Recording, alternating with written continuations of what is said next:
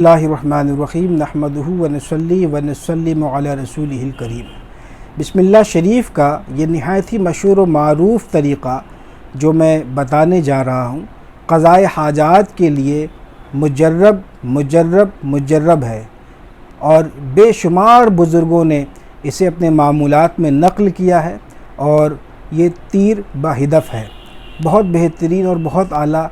और बिस्मिल्लाह शरीफ के तो क्या कहने, ये तो इसमें आज़म है ये, लेकिन अवामुन्नास की ज़ुबान पे इस कदर जारी है और ये इस कदर इसका नूर ज़ाहिर है कि इसका ज़ुहूर ही इसके इसमें आज़म होने को मख्फ़ी करने का सबब है।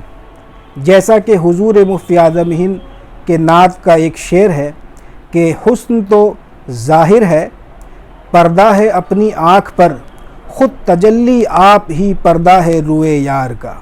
तो ऐसे ही बिस्मिल्लाह शरीफ का मामला है कि ये इस कदर ज़ाहिर व बाहिर है कि इसका ज़ुहूर ही जो है इसके मख्फ़ी होने का सबब है। और मख्फ़ी होना इस तौर पर कि लोग इसकी खुसूसियत से आम तौर पर वाकिफ़ नहीं हैं, जितना इसे जानते हैं उतना नहीं जानते दर हकीकत। तो बिस्मिल्लाह शरीफ के क्या कहने, ये तो इसमें आज़म है। तो ये जो तरीक़ा है ये बेशुमार बुज़ुर्गों ने अपनी किताबों में लिखा है, वो ये है कि कोई भी हाजत हो, दीनी हो ख़ा दुनियावी हो, उसके लिए 12,000 मरतबा आपको बिस्मिल्लाह शरीफ पढ़नी है। और उसका तरीक़ा ये है कि 2 रकत नमाज नफ़ल अदा करें और वो हाजत नमाज हाजत की नीयत से, और जिस मकसद के लिए आप पढ़ रहे हैं वो मकसद तो बहरहाल ज़हन में रहेगा ही। तो 2 रकत नमाज नफ़ल अदा करें, हर रकत में 3 मरतबा सूरह इखलास पढ़े अलहम्द शरीफ के बाद। जब 2 रकत नमाज सलाम फेरे तो आप ताक़ मरतबा 3, 7, 11 मरतबा दुरूद शरीफ पढ़ें और कोई सा भी दुरूद शरीफ पढ़ सकते हैं। और मेरे नज़दीक दुरूद तुनज्जिना हाजात के लिए बेहतरीन है वो पढ़े, वरना दुरूद गौसिया पढ़े, दुरूद रज़विया पढ़े, और इसके अलावा जो दुरूद शरीफ आपके मामूल का है उसको पढ़ सकते हैं।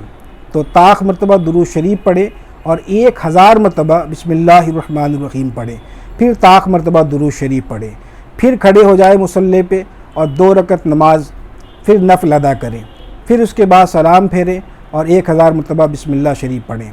इस तरीक़े से 12,000 मरतबा बिस्मिल्लाह शरीफ आपको पढ़ना है।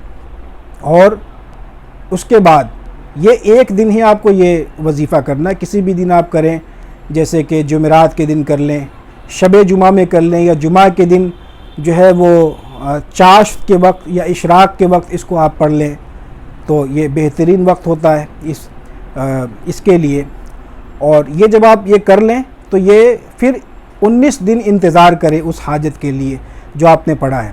19 दिन के अंदर इंशाअल्लाह ताला अल्लाह ताला की कुदरत का ज़ुहूर होगा और बिस्मिल्लाह शरीफ के बरक़ात का ज़ुहूर होगा, आपकी मुराद हासिल हो जाएगी। और अगर खुदा न खास्ता उसमें ताख़ीर हो, या यह कि मामला कुछ आगे बढ़ जाए और फिर मज़ीद उसमें कुछ पीछे से धक्का लगाने की ज़रूरत हो, या यह कि खुदा न खास्ता बिल्कुल ही उसका कोई असर ज़ाहिर ना हो जिस मकसद के लिए आपने पढ़ा, तो 19 दिन का वक्फ़ा गुज़ारने के बाद फिर से इसको आप पढ़ें बुध या जुमरात या जुमा के दिन।